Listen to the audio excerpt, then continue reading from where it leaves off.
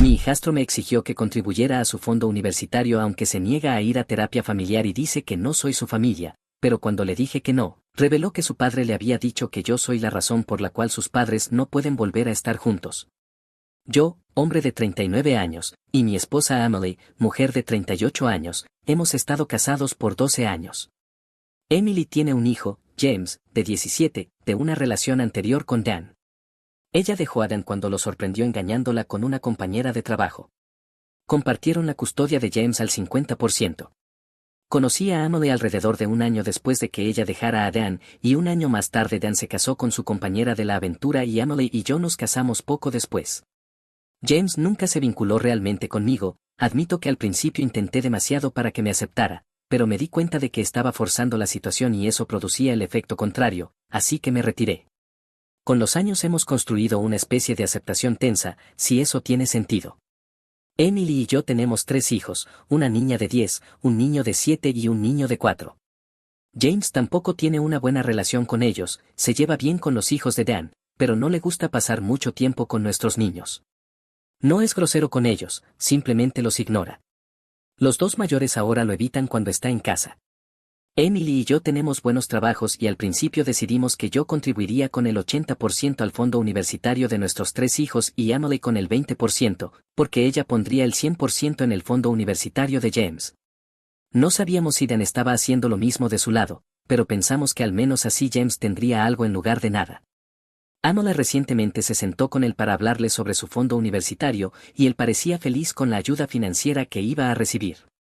Se fue el fin de semana a casa de Dan y cuando regresó le preguntó a Emily sobre los fondos universitarios de nuestros hijos. Cuando se enteró de que la cantidad era bastante mayor que la suya, se molestó. Cuando preguntó por la diferencia, Emily le explicó nuestro acuerdo. Se enfureció al saber que yo no había contribuido a su fondo, dijo que yo solo había estado fingiendo ser familia todos estos años, que en realidad no me importaba y que era un desalmado. Emily sugirió que podríamos sacar algo de dinero del fondo de nuestro hijo menor y dárselo a James, y que ella lo repondría con el tiempo, pero me dijo que era mi decisión, que no me presionaría de ninguna manera y aceptaría lo que yo decidiera. Francamente no quiero hacerlo. James idolatra a su pésimo padre incluso sabiendo que engañó a su madre. Podía soportar su mal comportamiento hacia mí, pero nunca entendí su actitud hacia nuestros hijos. Incluso intentamos ir a terapia familiar, él se negó porque decía que yo no era su familia. Ahora, cuando necesita dinero, de repente sí soy familia. Sé que quizás estoy siendo mezquino, pero no quiero darle el dinero. Creo que debo hacer algunas aclaraciones. Primero, no odio que James idolatre a su padre, odio que culpe a su madre de que su familia se rompiera. Cuando James tenía 13, escuchó de un primo mayor del lado de Dan lo que su padre había hecho y que llevó a Emily a dejarlo. Cuando lo enfrentó, ella se lo explicó. Intentamos terapia en ese momento pero no se dio. Más tarde, el año pasado, le dijo a su madre que creía que ella era la responsable, que en lugar de dejar a Dan debería haberlo perdonado y seguir con él. Emily estaba obviamente sorprendida, pero cuando le preguntó si la situación fuera al revés, si ella hubiera engañado a Dan y él la dejara, ¿culparía entonces a Dan por romper la familia? James respondió que no, que definitivamente sería culpa de ella, y no explicó más. Esto no fue producto de una discusión acalorada, irónicamente fue durante una cena casual, los otros niños tuvieron que ser excusados de la mesa. Segundo, cuando Emily y yo empezamos a ponernos serios, ella quiso llevarlo a un terapeuta infantil para que lo ayudara a adaptarse mejor a la nueva situación, pero como compartían custodia al 50%, necesitaba el consentimiento de Dan, y él se negó. Cuando nos íbamos a casar, intentamos otra vez, pero Dan dijo que como él ya se había casado antes y James no tuvo problemas, nosotros estábamos exagerando. Dijo que no necesitaba terapia.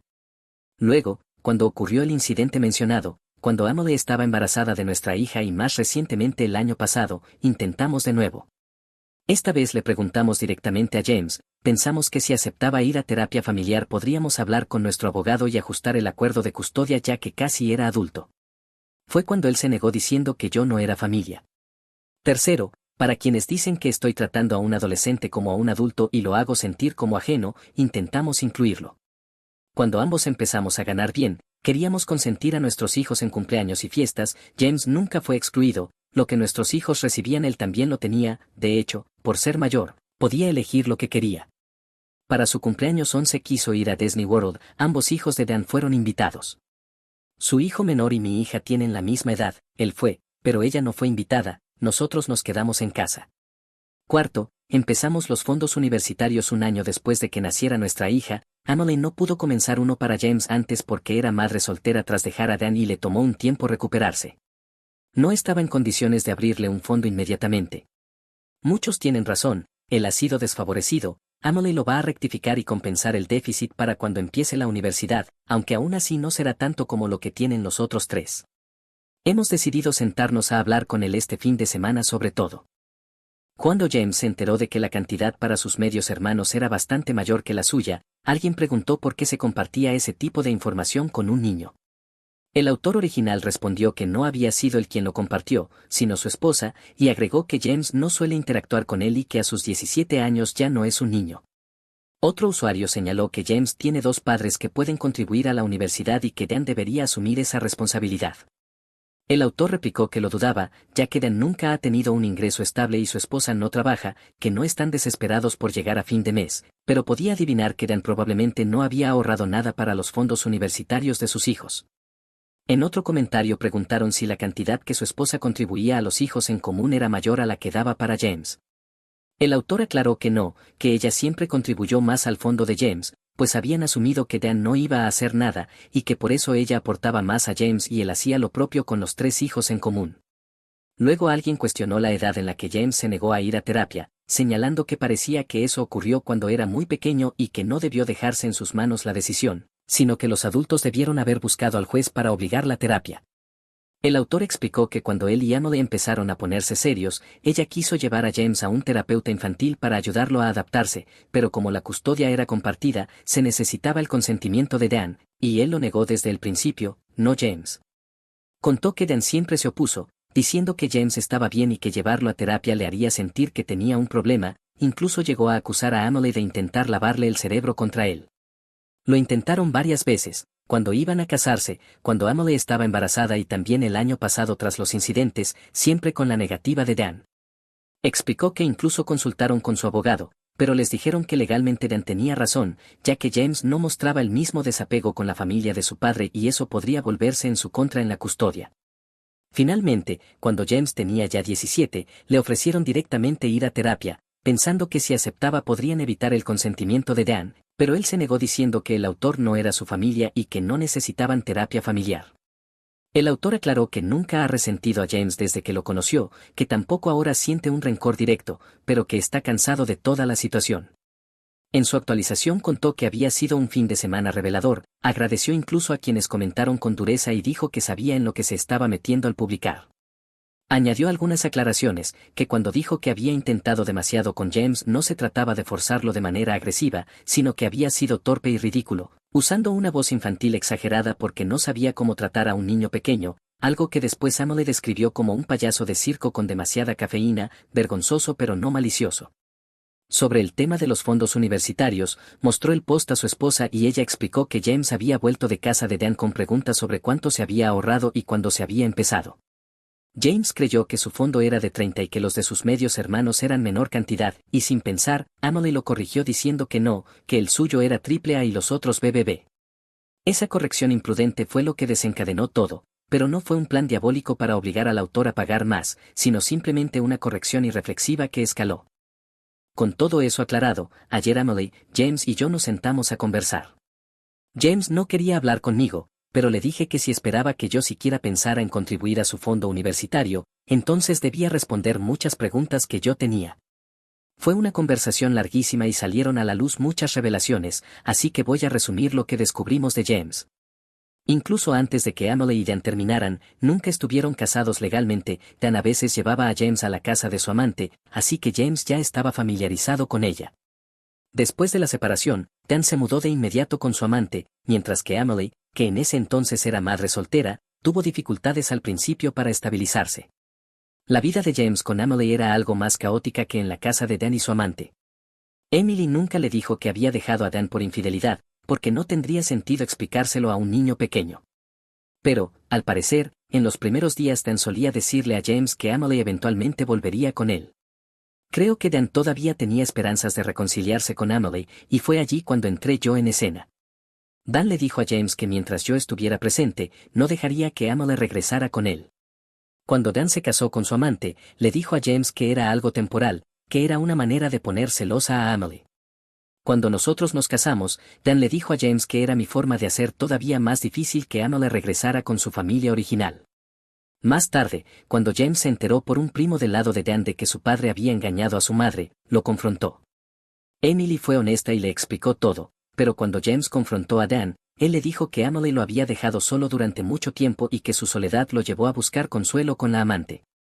Emily había pasado 3 semanas cuidando a sus padres después de un accidente de auto de su padre, y Dan usó eso como excusa para justificar su infidelidad.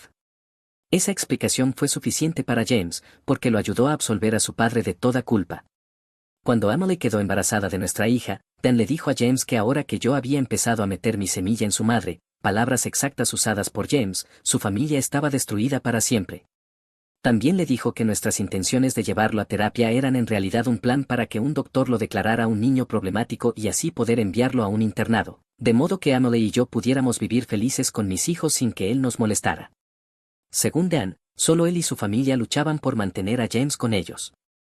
James admitió que había esperado que su comportamiento distante con nosotros y su actitud alegre con la familia de Dan convencieran a Emily de que yo y mis hijos éramos los malos, y que ella eventualmente nos dejara. Pero yo seguía teniendo hijos con ella, lo que hacía más difícil que eso pasara. Como era de esperar, Emily quedó devastada al escuchar todo esto, y para ser honesto yo tampoco podía asimilarlo en el momento. Le pregunté a James si Dan había ahorrado algo para su fondo universitario, y dijo que no, que los padres de la amante habían creado un fideicomiso para los hijos de Dan con ella, pero que no incluía a James porque no era su nieto. Dan no había ahorrado nada para nadie. Le pregunté por qué de repente pensaba que yo debía contribuir a su fondo, después de haber rechazado cada oportunidad que tuvimos para ser una familia. James dijo que en realidad estaba conforme con la cantidad que Emily le había mencionado al principio, pero que Dan lo convenció de que estábamos dándole menos de lo que merecía, así que volvió para exigir más. Le pregunté si, en caso de que yo pusiera dinero, eso nos haría familia, o si al menos podríamos ser amigos y él podría ser más amable con mis hijos. Me respondió directamente que no, que ya sabe que ni yo ni mis hijos somos los seres malvados que su padre le hizo creer, pero que aún así siempre me odiará porque cree que soy la razón por la que sus padres no pudieron volver a estar juntos, y que por eso nunca le agradarán mis hijos tampoco. Agregó que ahora que sabe que Emily no va a abandonar su familia, su plan es que, en cuanto se vaya a la universidad, cortará todo contacto con nosotros. Dijo que eventualmente volverá a hablar con su madre, cuando sienta que está listo para perdonarla por haber destruido su familia, pero que no puede hacerlo ahora. Emily y yo tuvimos una conversación larga y honesta, y he decidido que no contribuiré nada a su fondo universitario. Emily continuará con el aporte que ya estaba haciendo y se lo entregará cuando cumpla 18. No seguiremos insistiendo con la terapia familiar para James, ni intentaremos cambiar su decisión de cortar contacto con nosotros. Hemos hecho todo lo que pudimos y ahora vamos a parar. Si James es feliz con la familia de Dan, nos alegra por él. Será difícil para Emily, pero incluso ella ha aceptado que, después de todo lo que reveló James, le cuesta reconciliar al niño pequeño que crió con este adolescente cínico en el que se ha convertido. Ambos hemos tomado terapia individual y de pareja antes, principalmente por el estrés y la ansiedad que el comportamiento de James nos generaba como familia, y estamos considerando retomarla. Con suerte podremos superar esto con el tiempo. En un comentario posterior, alguien escribió: "Uf, no eres el malo, no lo pensé ni antes de la actualización, pero esto me entristece, ojalá le hubieras hecho esas preguntas hace años, me sorprende que no se les ocurriera". La frase donde dijiste que James estaba conforme con el dinero hasta que volvió de la casa de su padre y empezó a cuestionar, ya me hizo sospechar que su padre le estaba llenando la cabeza. El autor respondió que siempre supieron que Dan no actuaba de buena fe, que cada vez que habían intentado conversar antes James hacía un berrinche o se cerraba sin decir palabra, y que como ya había dicho, la terapia fue negada repetidamente. Explicó que James solo aceptó esta conversación porque estaba en juego el dinero que recibiría de su madre y toleró su presencia únicamente porque existía la posibilidad de que también aportara. Amigo tomó mi bolso caro con más de 100 euros dentro y afirmó que lo había perdido. Luego, cuando amenacé con llamar a la policía en el aeropuerto, ofreció reemplazarlo, pero lo encontré escondido en su maleta y me bloqueó sin dar explicación. Tengo 21 años y estoy por regresar de unas vacaciones con una amiga también de 21, y sinceramente sigo enferma por lo que pasó. Hace unos días ella tomó mi bolso caro Zeregen Voltaire sin pedirme permiso, este bolso fue un regalo de Navidad de mi hermana y tiene un enorme valor sentimental. Pasé años cuidándolo con mucho esmero porque significa mucho para mí. Cuando lo tomó ni siquiera me lo dijo, solo me enteré después de que lo usó para ir a la lavandería y en el proceso gastó mi dinero, tampoco me pidió permiso para eso. Para dar contexto, el bolso tenía alrededor de $40 en efectivo y un montón de monedas, un regalo de la madre de la mejor amiga de mi hermana, 60 euros en billetes y al menos 20 en monedas, así que en total más de 100 euros, sin mencionar el valor del bolso en sí. Y ahora el bolso había desaparecido. Ella dijo que lo había perdido, yo estaba obviamente destrozada, no grité ni la culpé, solo lloraba y decía que no estaba enojada, solo dolida. Le conté cuánto significaba para mí y cómo lo había cuidado durante años, y en vez de disculparse se mostró molesta, puso los ojos en blanco y dijo con tono enojado y despectivo: ¿cuánto cuesta? Lo reemplazo. Ella siempre tiene un carácter muy defensivo y confrontativo que me hace sentir pequeña y acosada, y por eso me cuesta enfrentarla.